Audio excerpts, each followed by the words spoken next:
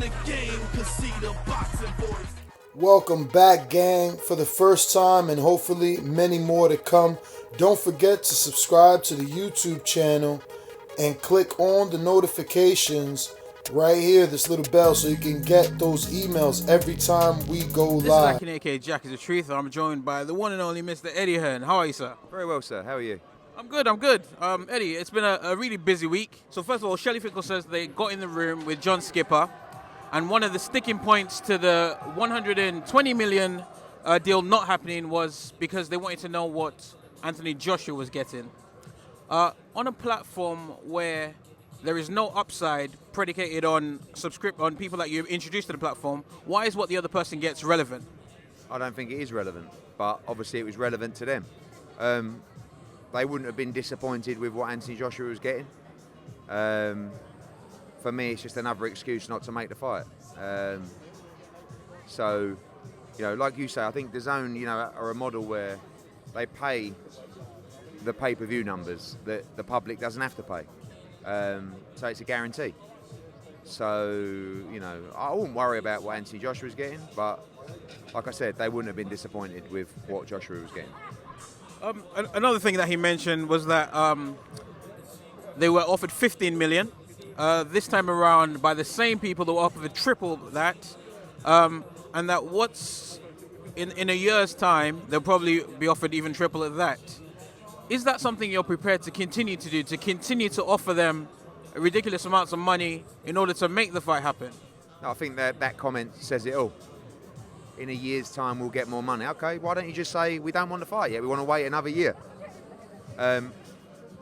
One thing that was incorrect about what you just said was the same people that offered him 15 million didn't offer them 40 million. We offered him 15 million.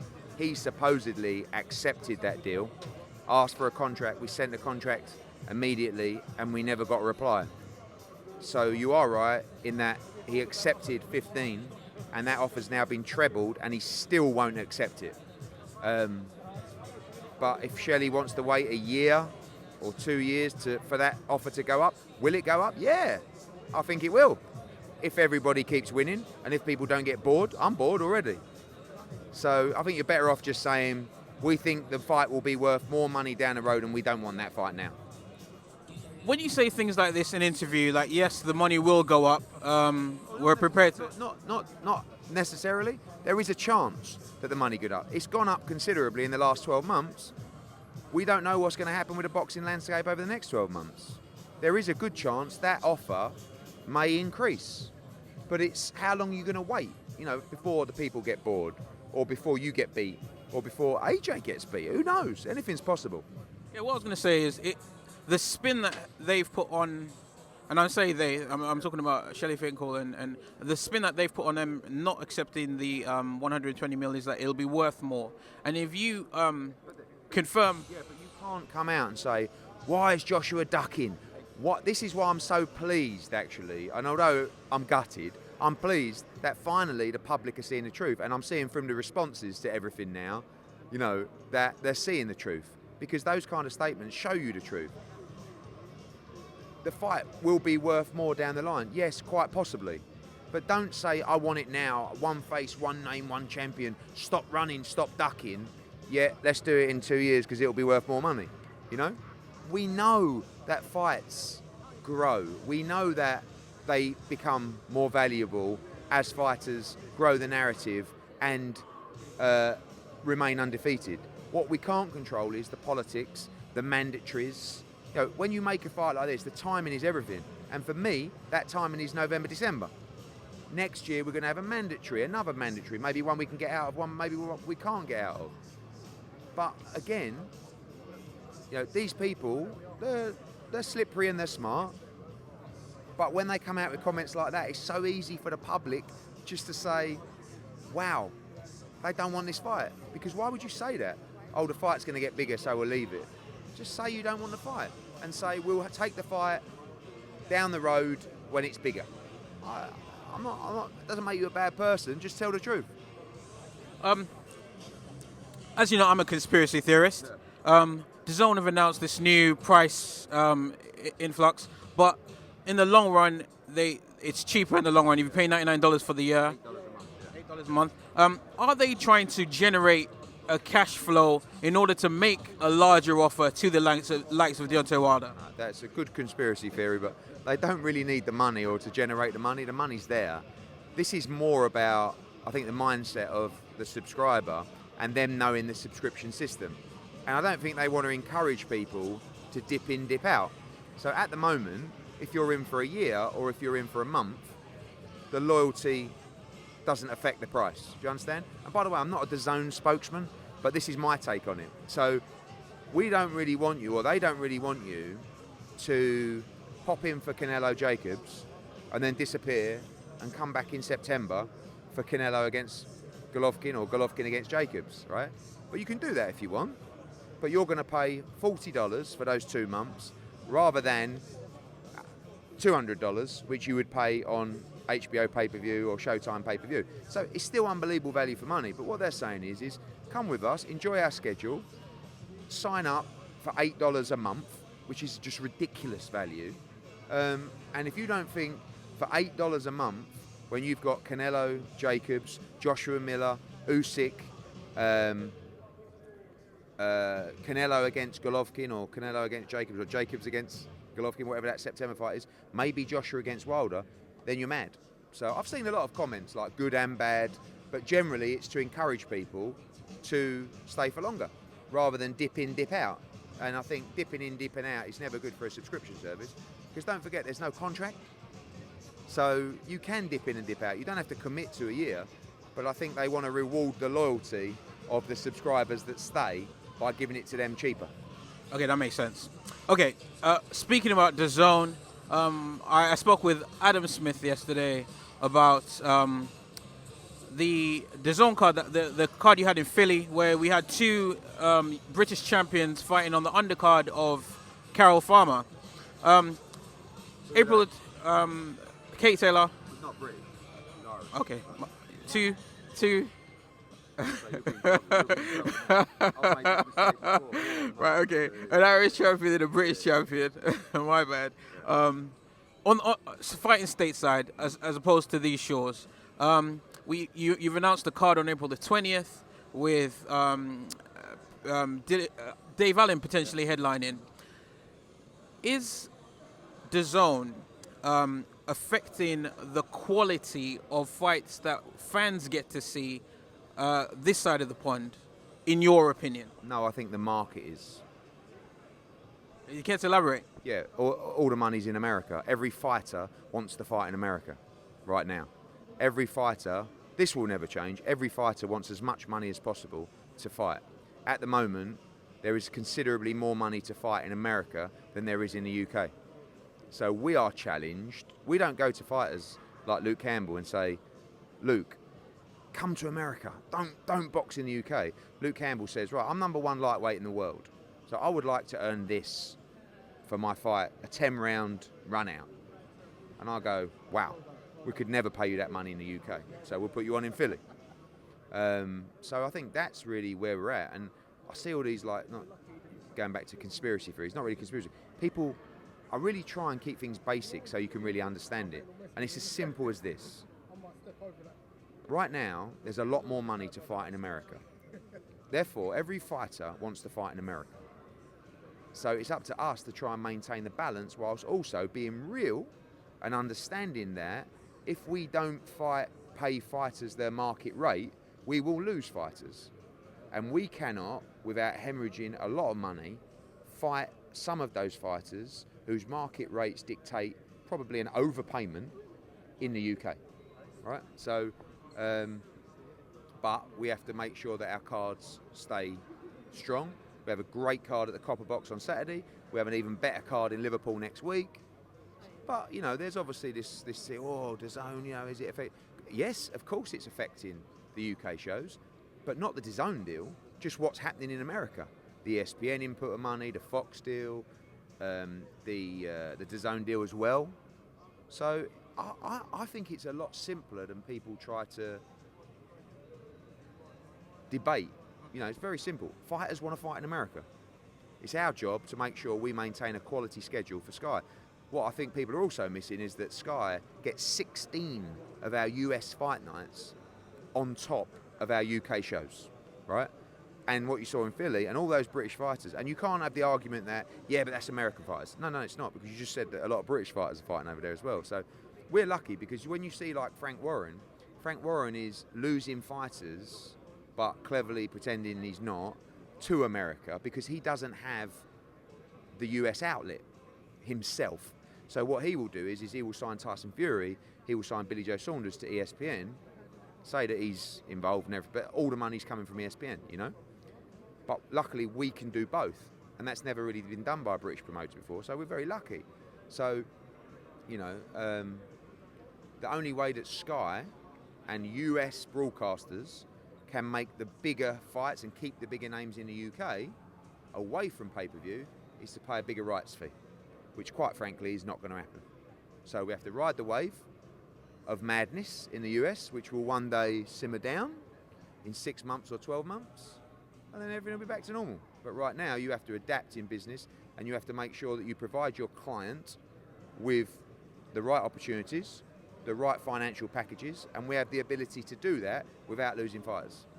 Okay, DAZN surely are the reason why this madness has ensued, because I think DAZN is remarkable, don't get me wrong, but they're the ones that have come into the market as new players. America's always been there, there's always been money in America, but there hasn't been that clamour for UK fighters to go over to America. When the likes of Amir Khan and everybody else and DeGale were going over there, they were lost in the fans' imagination. DAZN have come and they're offering silly money, so everybody else is doing the same thing. Surely the onus is on you as a partner of DAZN to make sure that you can maintain the subscribers by giving them the sort of fighters that we would be accustomed to seeing here. Would Anthony Joshua have been the star that he is if DAZN was around earlier and we didn't get to see him at the O2, we didn't get to see him potentially fighting in certain fights and building himself up? Would he be the star where? In America or? Globally. Would he be the star in the UK? Do you think he'd have the following he would growing him? Yeah, he'd be the world heavyweight champion. I mean, if he boxed every fight that he's ever had in America, he'd still be a huge global star. Potentially even bigger because of the market in America. But we're not forgetting what the UK has done for him. And this isn't Anthony Joshua saying bye to America. This is Anthony Joshua saying Dillian Whyte didn't want to fight, Wilder didn't want to fight, Fury was supposed to be fighting Wilder, so we're going to fight Jarrell Miller and we're going to do it at Madison Square Garden. Again, it's people overthinking things. You know, what your question is doing is you're overthinking the situation. An opportunity come up for Anthony to box at Madison Square Garden. We felt it was a good fight, good platform, great money, great for his brand, let's do it. That's as simple as the decision was. You know, it wasn't, oh, this and what happens if he does that and would he have been this global? No. You've got to strike right now because there's too many people holding their feet and waiting, and you'll end up being in a poor fight. And I think Tyson Fury's in that situation now where he's boxing June 15 against who? Tom Schwartz. You know, like, I mean, that's like, I mean, I have to take my hat off to him for getting that kind of money to fight Tom Schwartz, but you've got to be incredible fights. You've got to be active. You've got to be making your own decisions rather than waiting for others. And, you know, AJ is a Brit. His heart will always be in this country. His heart will always be with the British fans. But you can't ignore the world. You know, you said global star. To be a global star, you also have to box in other territories as well. Okay. One more question about DAZN before I change tack.